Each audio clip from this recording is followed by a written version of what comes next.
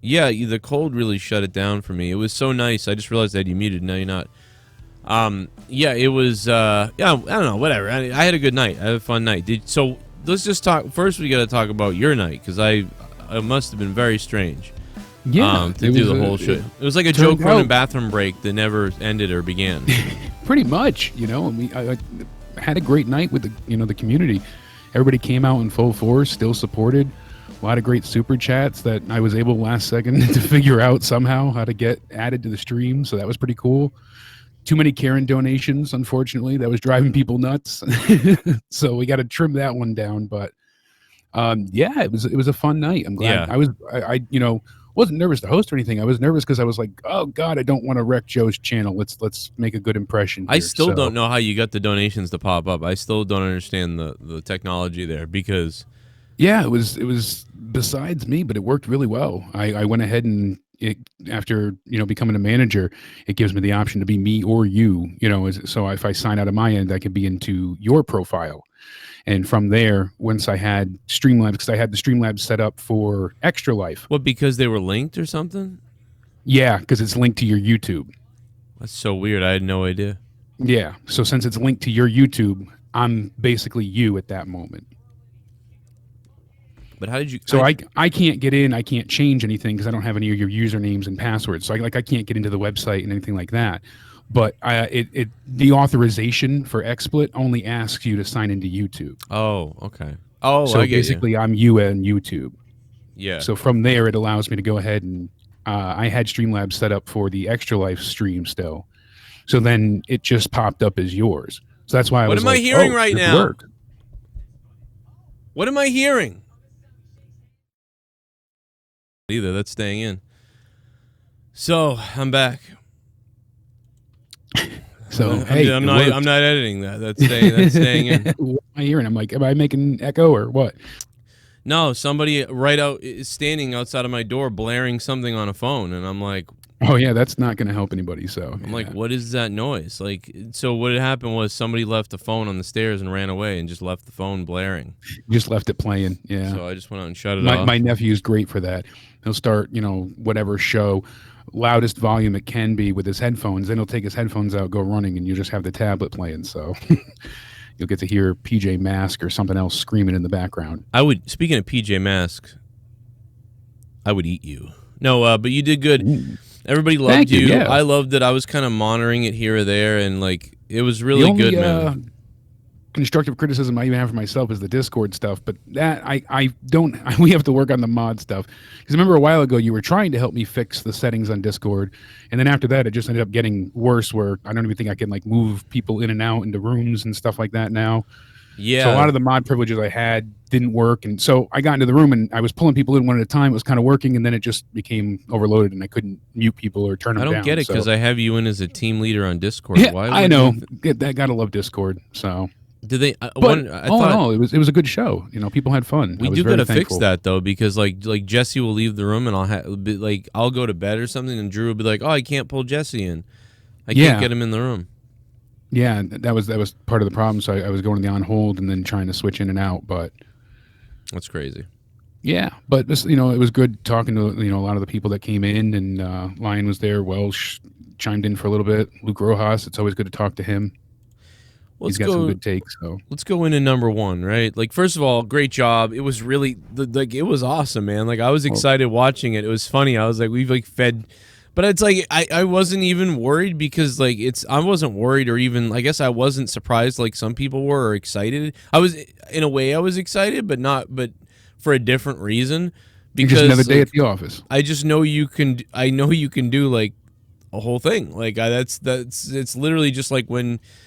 It's like I'll be right back, Jake. I got to do something. I'm gone for 15 minutes. Something happens, and I come back, and like you could do that for 2 hours. I know you could. So it's like and I was happy that I was at least able to, on my end, when moments like that where you do go to the bathroom, I can't play the donations or anything. So at least last night I was like, oh, this is cool. Like I can at least have that.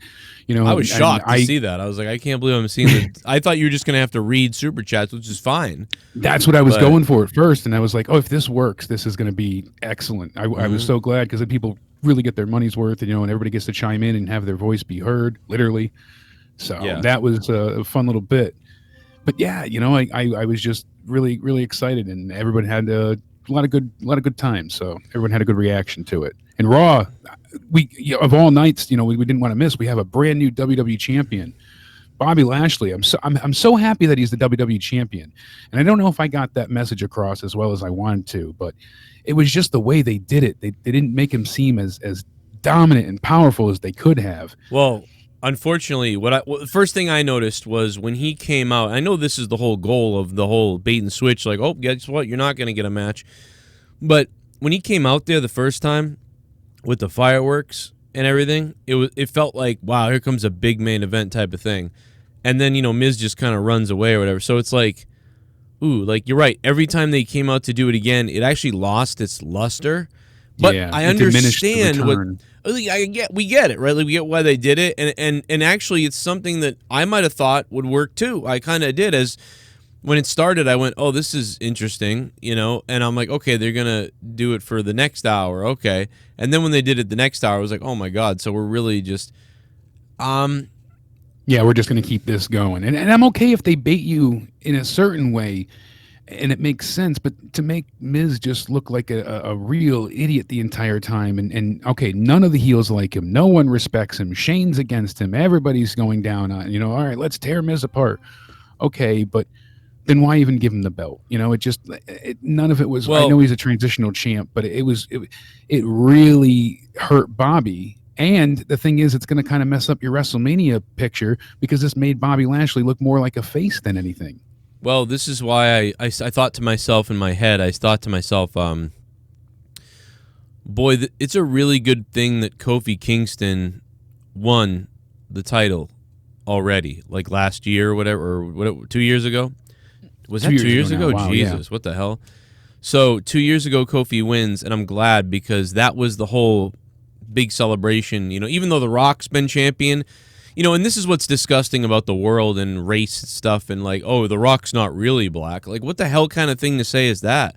Yeah, that is always been an oversight that I think is. It's so, dude. Too far, people are disgusting in this country right now. Like, oh, this guy's really black. This guy's not really black. I'm really worth more than you're worth, and I'm worth. Just really sick, weird, bizarre type of talk and behavior. How they're focused on reparations instead of COVID relief. I mean, but all that aside, like the point is that I'm glad Kofi won because for a person just an all black athlete to win, they're gonna be the face. Like probably whoever wins is gonna be face. Even if they tried to make him a bad guy or a heel, they still would come off face because everybody would be like, oh my god, yeah, and. So I thought, good thing that's not going to happen. That, though. You've done it. I've done it. We can book things that definitely would have minimized that. And we could have had Miz look like a proper champ in the same regard that just couldn't defeat Lashley. Make Lashley look like the strongest he's ever looked, destroying Miz, annihilate him, but not in a squash fashion. Tear him apart. Miz gets some offense, build up Lashley more, and then Lashley tears him down. That's what needed to happen. They did let's hit him with the title thing, but aren't lumberjack matches no DQ anyways? I've always thought they were. How would he get disqualified? I thought all lumberjack matches were no DQ since the people around the ring get involved. Yeah, I don't think it is a DQ. I don't think. Yeah. So they were like, oh, Miz is trying to get disqualified by hitting Lashley with the title, and I'm like, why is there disqualification now when it's a lumberjack match? So it was just baffling. That's how they started the lumberjack, and from there it wasn't great. It seemed like Lashley almost in a way needed help to beat Miz by having everybody on the outside get involved, and we know that's not the case. He could have, it should have looked like more he was toying with him than he was needing assistance, and I don't really feel like it came across that great. And I like Lashley. He's one of the better booked people on Raw for the past year and few months. Yeah, he's looked really dominant and smart. So. I don't even love Lashley's booking 100%, but it's been some of the best booking of the year. Precisely. On board with it, it's still been he's been protected. The Hurt Business or whatever, and Lashley, I would give that a 6 out of 10. but I would give almost anything else on Raw the whole year less than that. So yeah, far less. There really wasn't many angles that stood out to be worthwhile. yeah, so this is like, makes sense to me, but Like overall with Raw, most of the feuds turn into failures because they strike while the iron's hot and then they keep it going and keep it going. They don't know when enough is enough. Perfect example, Drew and Randy Orton. He never should have lost the title. They didn't need to go into Hell in a Cell. They had enough of, their rivalry up to that point. It didn't need to be extended for another, 6 weeks or however long it went on for. And the same thing, they just continue to do that where like Rey Mysterio, oh my God, Seth and the Mysterio family, that wasn't a good feud. It had good moments, just like, Drew had good moments with Orton. But a lot of it became absolutely ridiculous with all the legends getting involved and, the night vision goggle attacks. And oh my God, it was so ridiculous. Which again, I think those are things that could have been actually good if they just did them better. I don't remember now what our... Yeah, I don't remember the solution now, but we had a solution at the time that was like, oh yeah, we talked about it. And then it was like, yeah, that would have been better. So it wasn't a bad idea. It was just a badly executed, I guess, overproduced PG version of the idea that we would have done with the basic idea. Exactly.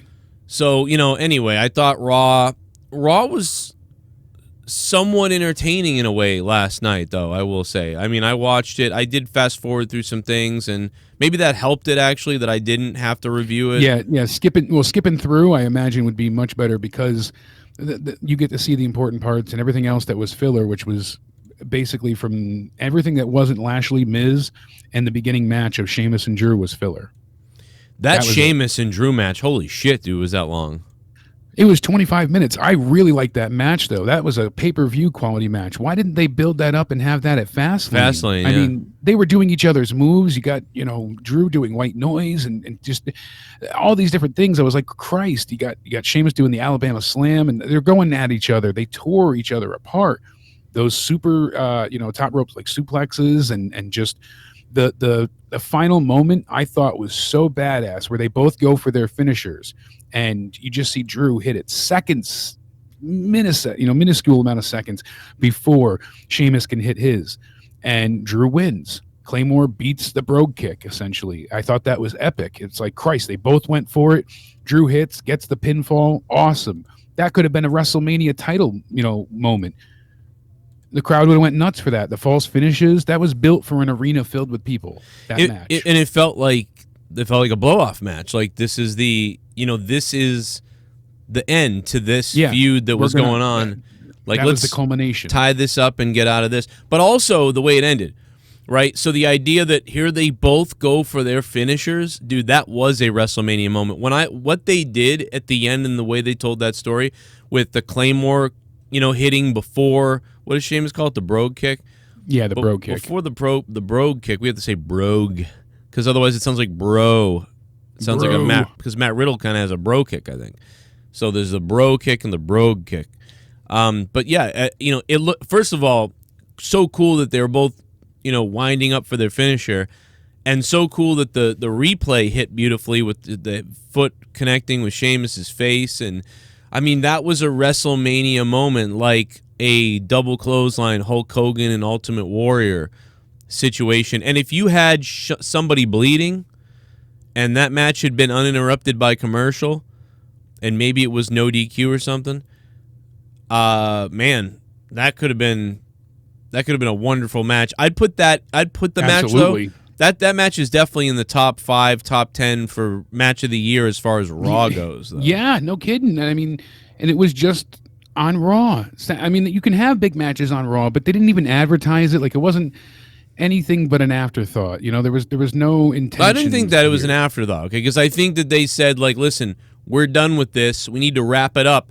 Let's give, at least they gave us that, because otherwise, if they just had a 5-minute, like, think about it. They have a 5-minute match. Oh, they're just having a match now. Oh, it's over. There you go. There's the feud. It's done.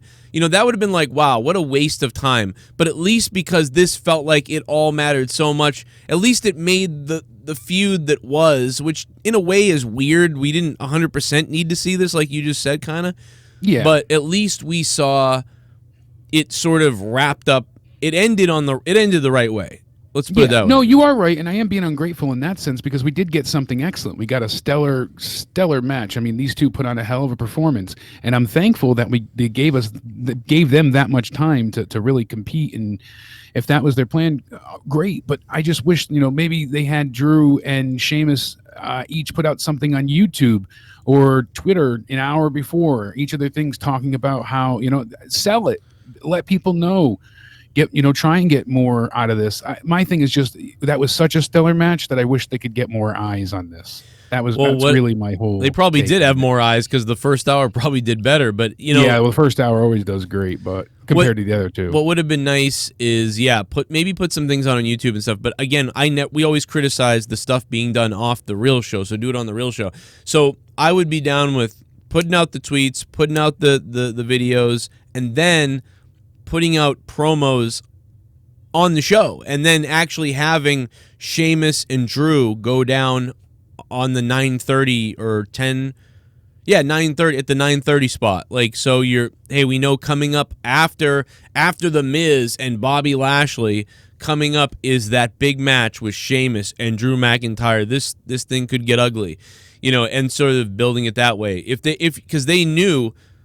Because you don't know when a match is going to be great or not great or whatever and whatever else, but it really felt like they knew what they were doing here. Yeah, much time. Yeah, with all that time. But Jake, a lot of matches on Raw this year have been an opening match that have been 20, 30 minutes. So it really isn't they've that given crazy. Some time to quite a few things. That is true. So they did get the big wrestling spot, right? The big here comes because they know the first hour, as you said, is their most, I don't want to say marketable, but most viewed is definitely for sure. Raw last night garnered a 1.918 million viewers for the first hour. Oh, okay, all right. The overall is a 1.88. So that's up. They're doing better there. Mm-hmm. Last week I believe was 1.76. So 1.88 is good for them, and their last hour fell to 1.81, so that's not bad. They didn't lose as much as they usually do. A lot of people wanted to see. I mean, the WWE World Title was being defended.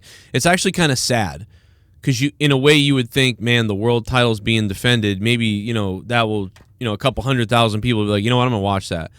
But it's still, it's still the Miz. It's still Lashley. It's not very enticing. It's I don't know what to say.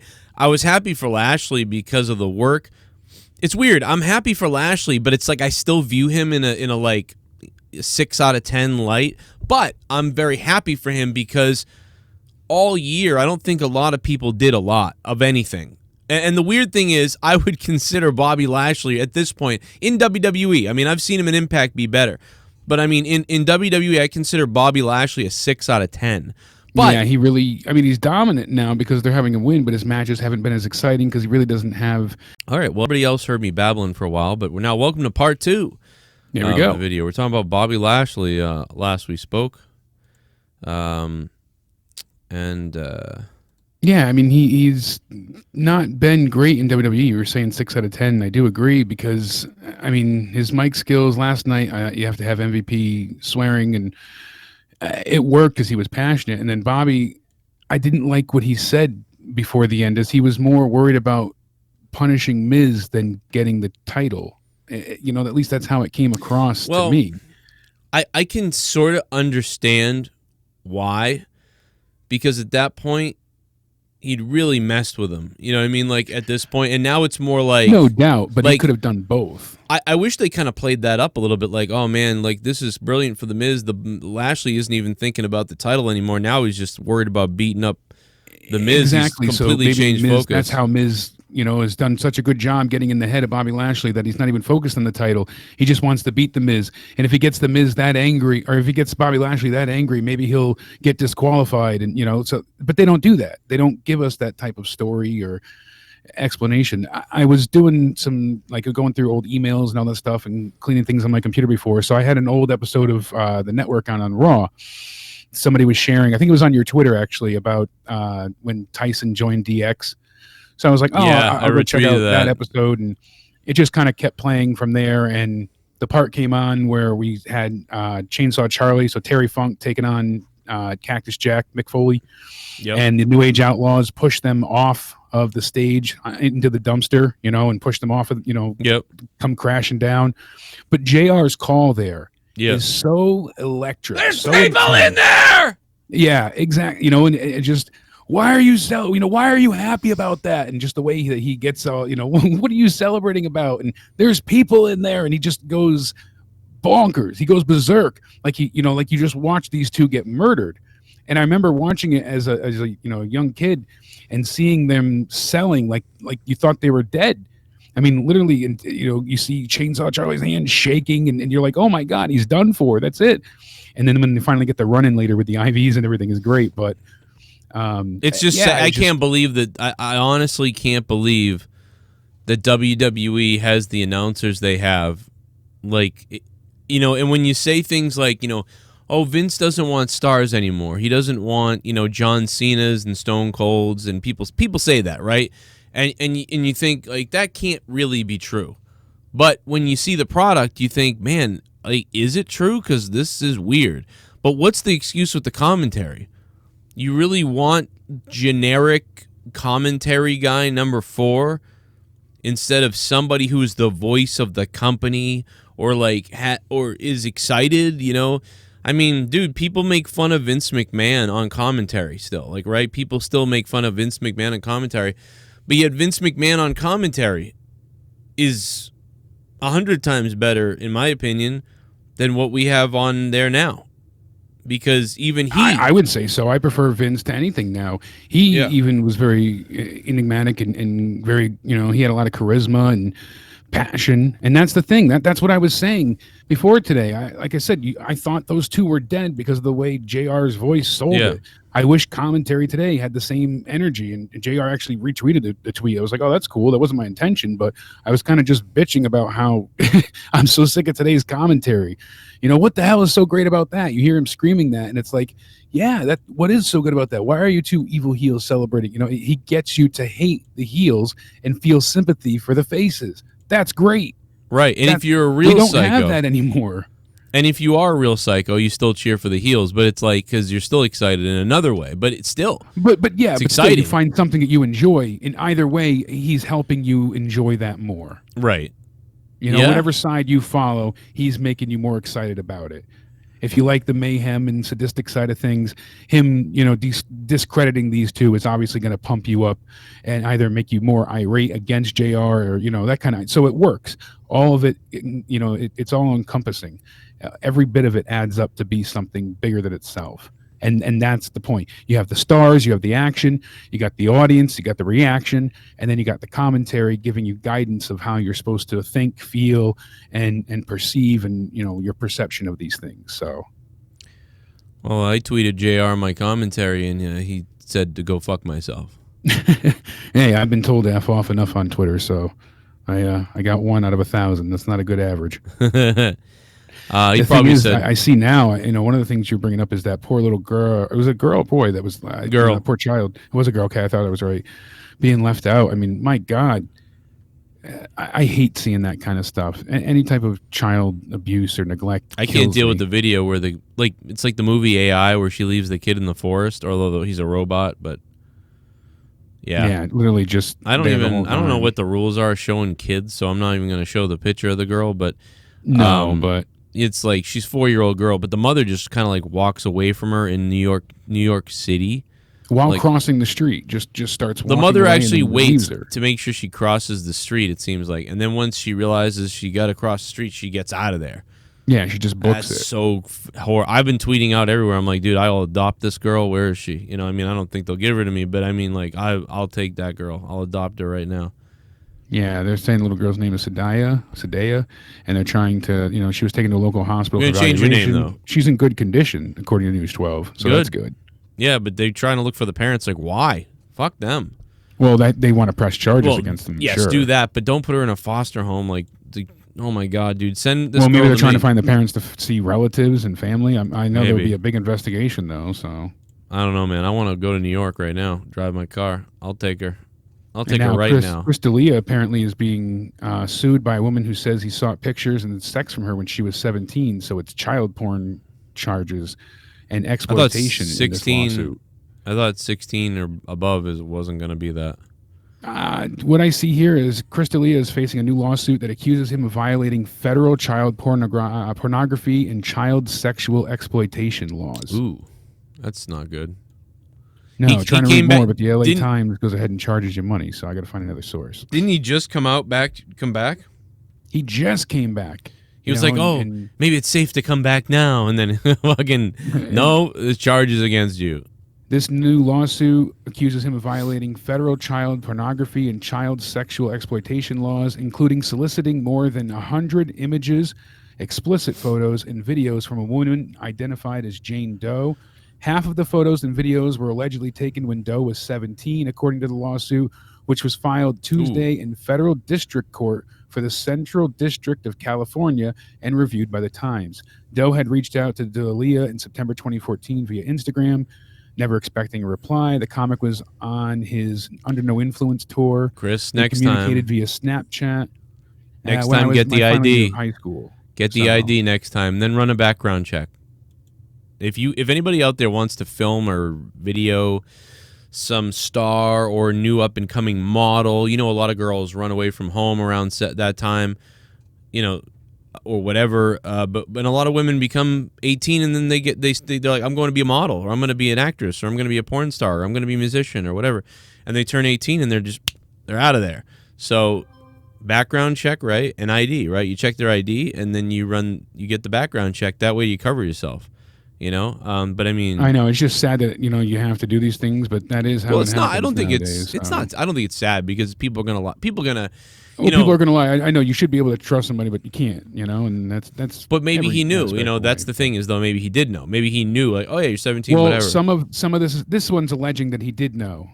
Yeah. And he persuaded her to go to Foxwoods in Connecticut. See, so that's different anyway. He lured her to his hotel room, separated her from her friends, and took advantage of her youth and inexperience to have sex with her. The lawsuit states she was a virgin before meeting the comic, and he forced himself upon her. This is so weird, man. He could have had tons of 20, 30-year-old women at the comedy clubs and stuff. What was he doing with this? Well, that's what we're saying is that he's attracted to younger women, and that's the problem as well. And there's a lot. There is a lot of messages where you do see him interact with younger girls. He finds out their age, and then he gets the hell out of there. But then there's a few as well where he finds out their age, and he's like, "Oh, I can't wait till you're 18," or he keeps flirting with them. So I don't know what's legit, what's alleged, what's been altered. But he basically said everything he's ever done has been consensual. And that his level of fame and influence shouldn't be considered a factor, but his friend taught him that it's only right till it's not. So keep that in mind. Well, I mean, I don't know about this, but this isn't looking good for him. And the more that comes to light, it looks worse and worse. I mean, he was definitely messaging minors, and then whether he stopped or not, we know that he was messaging minors. So there's that. That's weird. I mean, that is weird. I mean, dude, when, I don't know, man. And messaging him in that way, that's what's weird.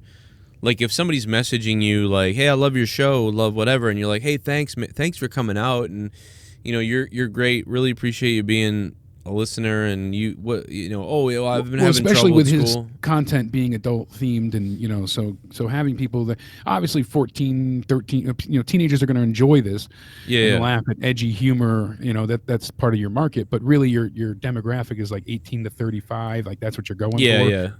And you figure with him, you would be slaying and crushing it, being a good looking guy and having no problems with selling out clubs night after night, but that's what makes it even weirder, as you said. So yeah, it's like some girl comes on hard, and then you find out, oh my God, this person's 17 or 16. I mean, they should probably just default to yeah, that's great, but you let me know if you feel the same way when you're old enough, or when you're 18 or when you're 19. I'll just even saying that can get you in trouble. Yeah. It's just get out of it. Just get out of it. Just you're have too a nice young. Day. Sorry, see you later. I have a career. Block. Block That's them. What you have to do. Nah, man. But I'd say hey, that's very nice, but don't be messing around with older guys. But that's the thing is you got to be careful. You're right. You can't say anything really. You just gotta say like, "Hey, man, I'm like 30. You know, you're a young girl. You need to, you get your whole life ahead of you. Stick to guys your age for now, and just don't." But they're just going to do that anyway. So what does it matter? I know, but this guy, but this is all different. We're creating false equivalencies here. This guy went to them and used their fandom of him to turn them into let's try getting in the bed, and the person might be like, it was always girls messaging him after he's like, at his comedy shows he would start his phishing scheme, as they're alleging, where he would be like, this is my Instagram, hit me up, and he's like, I reply to everybody that messages me, and that was his game though. If he replied to everybody, it didn't look as skeezy. I would run that game if I was single, but I wouldn't run it with fucking young girls. I would run it with older women. And said, I thought your comedy was hilarious. I saw you tonight. My mom took me. I'd be like, hey, that's great. Thanks so much. That would be it, though, knowing that, I wouldn't even be in... You can tell by looking at pictures or profile photos, they look young. I wouldn't risk it. Well, again, how old are you? Jesus. Yeah. I'm going to need to see your ID. Find out. Yeah. And there's been a few celebrities that, and especially football players that have done this, where I wish I could remember his name. He was a wide receiver. I don't even remember what team, my dumbass. Ooh, a wide receiver. I like that. Yeah. Well, that was one of the headlines. And... it's like wide receiver makes great catch from catfish's attempt. It was something like that. But he went ahead and she tried to go ahead and basically cause him to hook up with her knowing she was underage, but she was going to lie and say she was older anyways. Ugh. And the guy went ahead and was smart enough, was kind of sketched out by some of her behavior. So he went ahead and avoided a lawsuit by making her present her ID. She didn't, so he blocked her, and come to find out, she had screwed over a few other guys as well, literally and figuratively. So, but at least somebody wisened up. Yeah, I mean that's definitely good. I mean, I guess I hope that it's one of those. This is one of those, like you said, there are women out there, and guys lie too. I mean, it's both sides, but there are women out there that do lie and try and trap you into these things. Get pregnant and or say rape, and because there is a market to get a lot of money for that nowadays. Well, that's why people have to realize that there's all kinds of things. There's people that do use their influence. Remember Adam Blampier. Yeah, that is the biggest example of that guy did nothing wrong in my opinion. I don't give a shit what anybody says. Initially, I felt like he did, but then the way you explained it to me, people were like, "Oh, you're just agreeing with Joe," but I'm a very emotional person. You know this. I'm very emotional, and I have wear my heart on my sleeve. I'm always rely on my emotions to process things. Yeah. He walked the line. He walked the line morally, basically. That's it. He did, but he didn't do anything wrong. He didn't deserve to be fired initially, and the way it sounded too when they first reported it, they made him sound like a rapist, a monster rapist. It was horrific. Yeah, and then it came to light he was just saying you're a fan, you want to talk, but he wasn't harming anyone. There was he's guilty of infidelity. That's what he's guilty of. Infidelity. Exactly. That's about it. He was a cheater, so that's private. Dude. This is I've got a nice jacket, like my car, baby. Hey, you like my car, baby? What's up? Yeah. A girl walks by. Yeah, I kind of do. What is it? It's a GT. We see those blah, blah. catfish pranks all the time. The guys with the Lamborghinis, and now you're interested in me. But that's why those things get 32 million views. But that goes on in real life. So it's it's like being a celebrity or being famous or being in a spot that can get you hooked up with girls. That's not a crime. That's that's called that's life. It doesn't. Whether it's a Rolex or whether it's your good looks or whether it's your money and you don't look so good or whether it's your job or fandom or whatever gets you in the door with a girl, that's called using something to your advantage, and that's not a crime.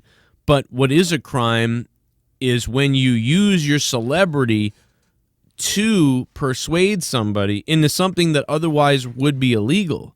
So now it's illegal, but you're also using your celebrity. Yeah, that's why what you were talking about with Chris D'Elia is worse because he's manipulating young people. You're breaking laws, but you're also he had the grooming aspect as well, where he would set up these traps in a way. It seems allegedly. I mean, we're still finding out. If this is real, because sometimes we talk about shit here, and I swear to God, I read later, and I'm like, oh fuck. And I have read, and these things have happened where he would go ahead and kind of use a reverse psychology on these women to convince them to do things like, What a oh, you shock wouldn't he like is. me anyways, that kind of thing. Oh, you don't think I'm funny, that kind of stuff. Yeah, you say that, but yeah, you say that I'm funny, but nah, I mean, listen, I know girls who think I'm funny. They come hang out with me.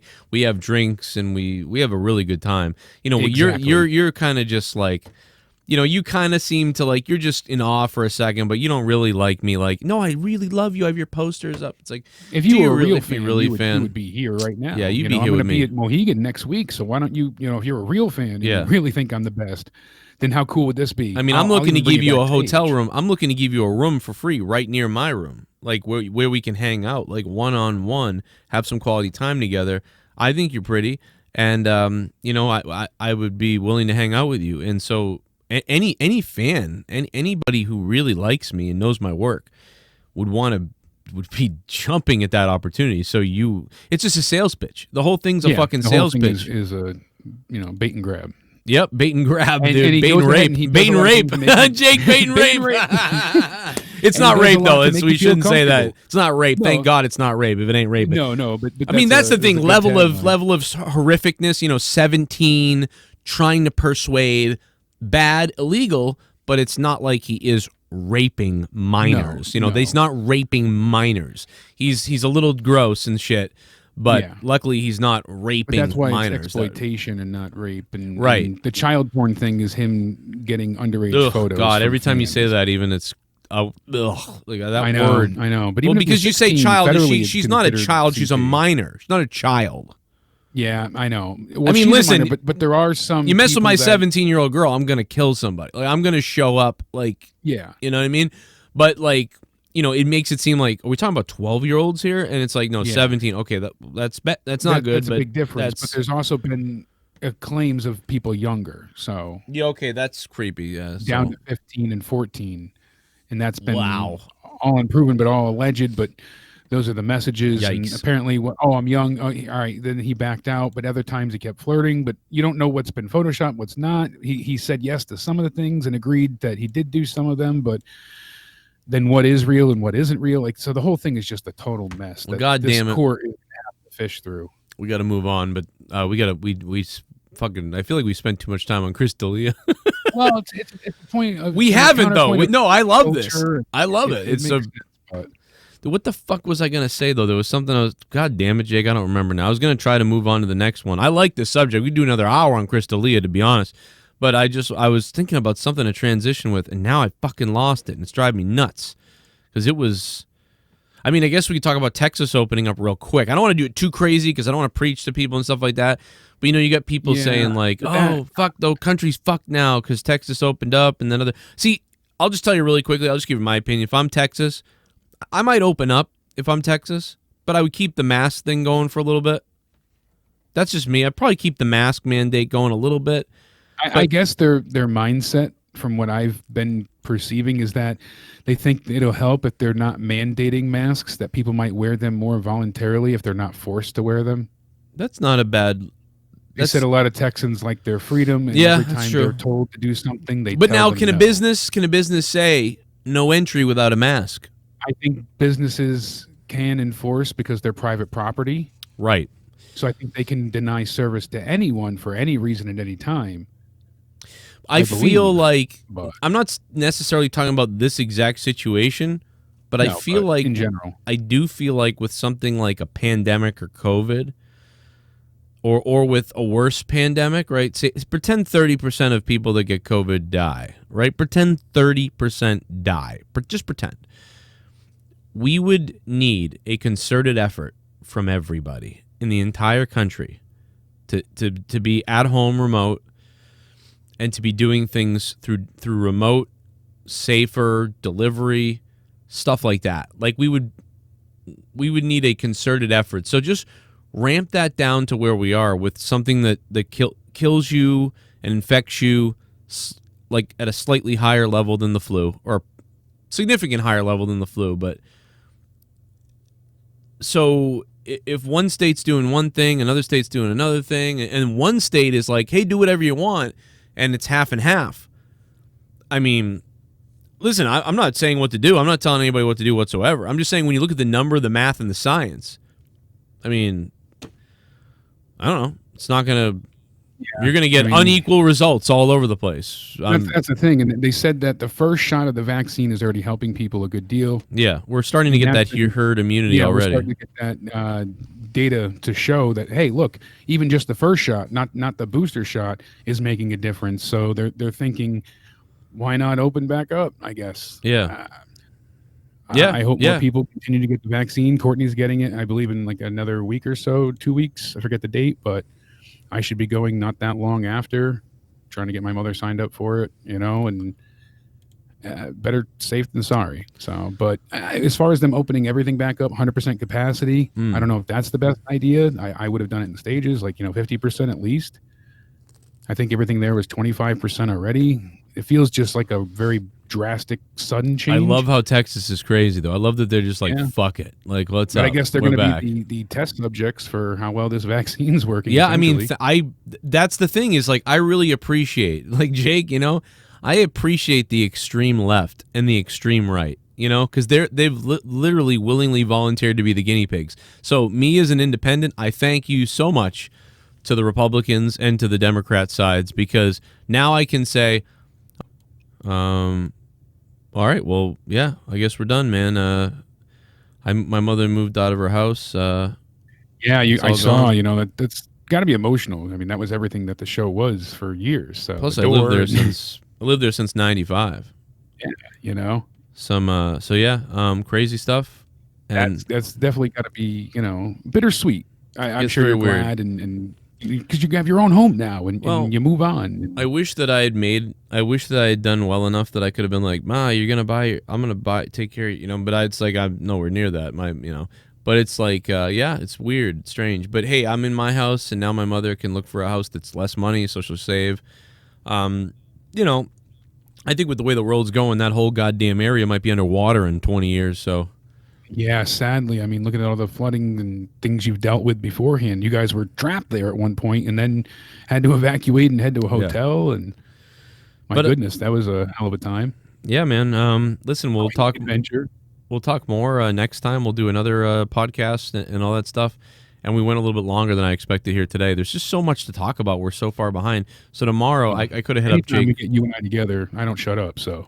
Yeah, we'll do it tomorrow. We'll get more stuff done tomorrow before AEW review, and absolutely. And then the AEW review tomorrow. I'm telling you, it's going to be crazy. It's going to be wild. People are excited. It's going to be a huge night, and I'm also hearing that Tony Khan's waiting to report it, but there's a huge announcement taking place about the Shaq match. So I think that Cody's being replaced by Big Show. Well, that's my guess. Yeah, everybody always wanted to see that anyway. Might as well put two that giants. Shaq Big Show match. You got him signed, and Cody's injured. How does that not make perfect sense? Yeah. Exactly. So genius on their part if they do go through with it, and then they can sell the Cody match to happen later on. Yeah, I think it's good. I think it'll be fine. They got money in that, and it's going to happen tomorrow. Yeah, Tully Blanchard is returning to wrestling tomorrow for the first time since 80 something. That's so 80s. Bizarre. That's insane. We're going to have Sting go ahead and make his final comments. Paul White will be there in person. So we're going to have Big White in the house. The Shaq match, obviously. Jericho and MJF have a press conference about the tag titles. And a couple of matches I'm forgetting. Oh, the women's eliminator final. So right. That'll be there as well. Hey, real quick, too. Young Rock, great. Love it.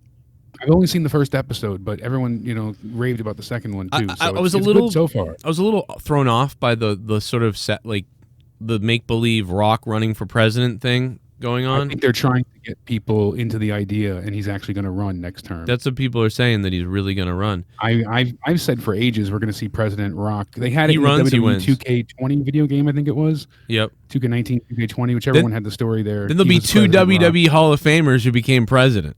Yeah. That's crazy. That's just like, crazy. What is going on? That shows you the charisma and the ability to speak and whatever else. But yeah, dude, Rock runs, The Rock wins. Because, and the interesting thing about The Rock is he's got a big subcategory of himself that's left-leaning, but he's also got a portion of himself that's very right-leaning. He's got these two. So he can kind of market himself to. The way he is, he's so charismatic and such a smooth talker that I bet you he could get both sides to, find him. The Rock could unite the country. I'm not even joking, bro. I mean, listen, and the few people that don't like him, that will be some of the people on the right that maybe don't like him, and some of the people on the left that maybe don't like him. There'll be such a smaller group. Like, it will just be. I mean, the only thing people I'd worry about is the Hollywood thing, and you know what I mean. Is he, brainwashed by stuff, or is he? Doesn't seem like it. He hasn't turned into what Batista did, so. Yeah, like, I don't know. I don't know. Civil and sound for the most part. I mean, all these years, no scandals.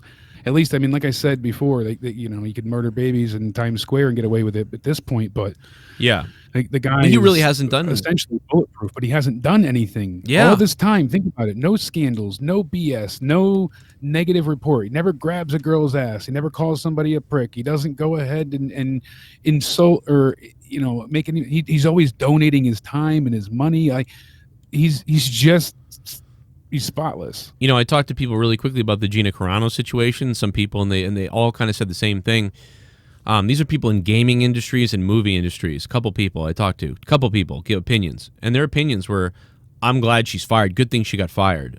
3 different people from gaming and movie industries that I spoke with said they were very happy she got fired. And I'm like, what, for like a sort of like a sort of an ignorant comment on Twitter about a comparison, like a weird comparison on Twitter that you could argue about whether it's weird or accurate. Like, you actually argue that, but it is based in some fact. You it's think a factual point. Why do you think she should be fired? I just can't believe this. These are people in prominent position. I'm like, so you're happy she got fired? What happened to empowering women to be individuals and stuff? And anyway, you've heard this probably everywhere today, that Bill Burr, said something sort of the other day about it. He said something. He was like, she's a sweetheart, and, he thinks that she just made an ignorant little statement. It's not really that big a deal. And, I got to watch what the fuck I say because I'm on that show. And but real quick, what's really going on here is that this is definitely Kathleen Kennedy being jealous that her side of things sucks as far as Star Wars goes, and Jon Favreau and his boyfriends over there are killing it with The Mandalorian. Yeah, they're doing everything great with Star Wars. This is a hatchet job, Jake. This is all a hatchet job by Kathleen Kennedy, in my opinion, to tear down the show that's actually good. Yeah. Oh, no, I've said that before, that they, anytime that the corporate side can't have their way, be prepared. They're going to start, cutting the head off the snake as much as they can. Ridiculous. So friggin' ridiculous. Anyway, we got to get out of here. Essentially, she wasn't a total innocent bystander, but I've always been a fan of Gina for ages. When she was an MMA fighter, I loved her. I've always said she's, my ideal woman in that sense. Like the who's your fantasy date? I always picked her. I've adored her for years. She's great. She's always been very nice. I've even interacted once a long time ago on Twitter. She was really polite. And now people attacked her about having pronouns for months and months and months. And you had so many people just go after her for nonsensical bullshit. And then she tries to defend herself, and this is what it turns into. So she didn't deserve to be fired. I mean, obviously, maybe she could have been more careful, but it's like, and I'm not trying to say like, because the thing where's is, the line, but it's not fair. Other people, threats and death threats they sent her way all those times, and these people are sick, she's got to bro. be careful, but they're wishing her dead. But they can say whatever. Oh, we can say, we can be shitty to white people. That's not a problem. But if you make a comment that they deem as anti-Semitic, but it wasn't anti-Semitic. What she tweeted out, right, was like from the Jewish Museum or the Smithsonian, wasn't that their picture? Yeah, that's like I said, it was all a factual thing, but she just went ahead and basically made a comparison saying, like, this has happened before. People have been ostracized to the point where they were hated because of a group forcing their views on you. This can happen again. Don't let history repeat itself. That was kind of the sentiment of it, but it wasn't even her words. It was, like you said, a retweet in sense. It's just it's not wrong. It's not wrong about anything. You see the Asian attacks that are up now all over the place. You see the other attacks on people all over the place. You could apply that tweet to anything that goes on when people stop caring about other humans, and when anybody dehumanizes anybody. So everybody should have kind of agreed with that. She took it to an extreme, and that was her point. But that's not fire. Like, that's fire. You're fired for that? What the fuck? Especially if she was going around actually being anti-Semitic and rude and nasty, and she was at an autograph signing and she saw a young boy come over and she's like, "Wait, you're Jewish? Oh, I'm not going to sign for you. You disgusting." Oh my God, Gina did what? Yeah, what she did was literally shine a light on the bad things that happen to Jewish people. Yes. this country is insane, and other people from outside who have just come over to this country in the past 50 years, who have lived in countries where this shit happened or where they were tortured and shit happened crazy, they're like, oh my God, I moved here to get away from this, and now it's starting to happen in this country. What the fuck is going on? Oreo and Mr. Potato Head, tried to virtue signal into the LGBTQ hearts and got rejected. So they both had to apologize and go back and. I hope the owner of Oreo falls into a vat of fucking Oreo cream, and then the machine falls on his head and crushes his body.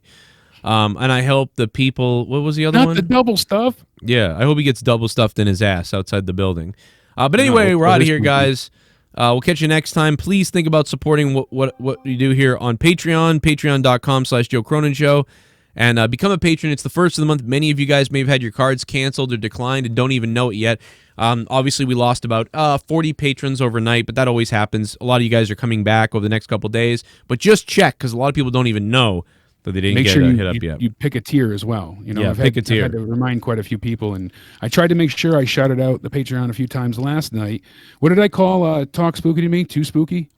I've done that before. I think I said. Yeah, you said too spooky, but it's Talk Spooky to Me, but Talk Spooky to Me. It hasn't happened in a while anyway. It doesn't matter. But still, such a good show. People can go back and listen to the episodes if they haven't heard them. There's a lot of shit. All these amazing $25 producers that keep the show running. So hey, you can go back and listen to Beer Goons with me and JD before he created the show again with some other guy.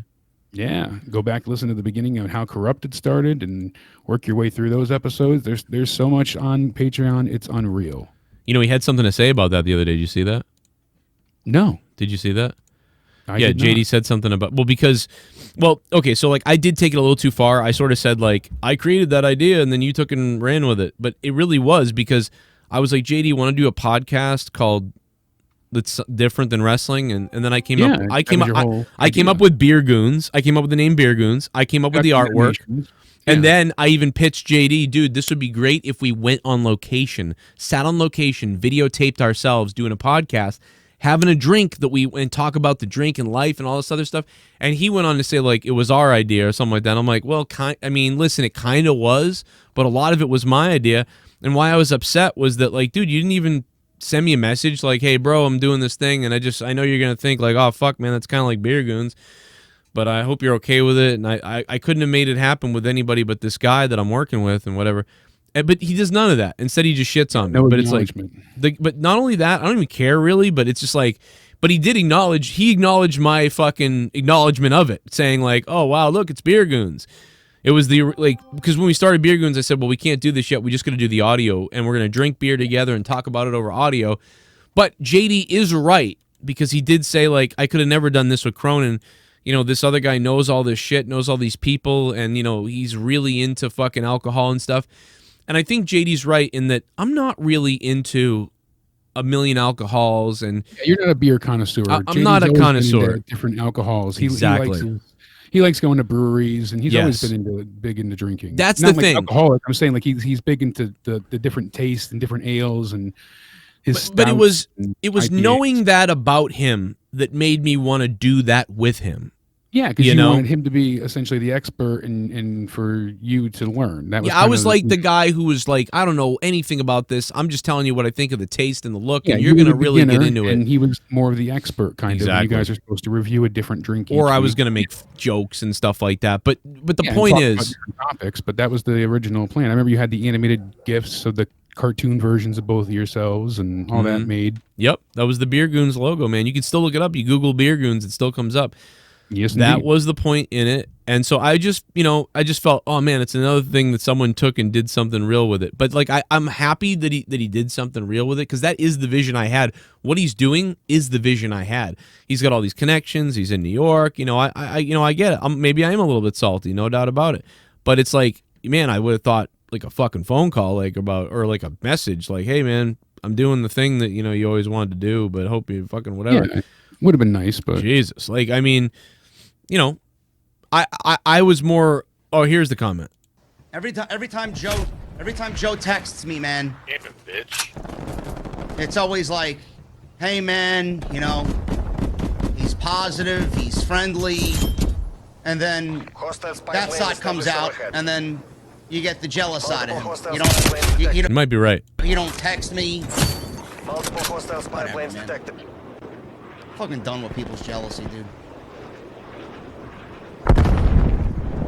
It's not jealousy to want your Maybe supposed I would friend have to- maybe I would have worked with him, and maybe I would. Oh wait, here comes the next part. I haven't heard this yet. We're losing this We fight. got to get out of here. Come on, JD. Maybe I would have worked with him, and maybe I would Enemy RCXT detected. continue doing stuff with him. He didn't want to be a bitch and exploit my personal life for his own monetary gain. Then I would have gladly continued working with Pulling him. ahead. But I don't know. I don't know what he's talking about there, because we didn't break up because I exploited his personal life. We broke up because he wasn't showing up to the shows. Yeah, he didn't want to show up to the shows and be live. Very strange. and- Anyway, he does have a little bit of a point though. So I'm not. This isn't a bash him thing. Like, he's kind of right No, about it's some of not a that. jealousy thing to want your friend to reciprocate. I get that. It's You're just, like, yeah, there's never I reach anything- out to you, you never send anything back, and then we had an idea supposedly together, even though I really came up with most of it, and you can't even say like, hey, I'm sorry I can't do this with you, but I'm going to do it with somebody else. Yeah. There's just no respect. That's all. He doesn't care. He doesn't. You just feel slighted. And then if I say something to him like, hey, you're kind of a fuck, it's like I'm a dickhead, but it's Now like, you're a jealous girlfriend, that's how it looks, and Right. you're just nagging at him. That's Yeah. how he takes it. Yeah, Instead of seeing it's it not as, that. hey, It there's no literally has mutual nothing. respect Like, here. I don't think he understands. Like, if he literally just said to me, whatever. But hey, you know what? I mean, I don't know what. Maybe I could have texted him like some weird passive aggressive thing, like, "Hey, man, looks like you took Beer Goons and did what we always wanted to do with it and made it really better," like, and shit like that. Good job. Like, I never would have been able to do it with you. Congrats. Maybe that's all I should have said instead of saying like, "Well, what the fuck," So maybe I'm the dickhead. To be honest. No, I mean, you both could have handled it better. Let's put Yeah. it that way. You obviously, as you just said, but at least you learned something from it. So maybe next time you can react better. I can't help it, man. So I'm fiery, bro. I'm like, what the fuck? You This get is the thing emotional. I'm the same way, as I said earlier. So. All right. Well, anyway, he wins, I lose, and Merry Christmas, everybody. We'll see you guys later.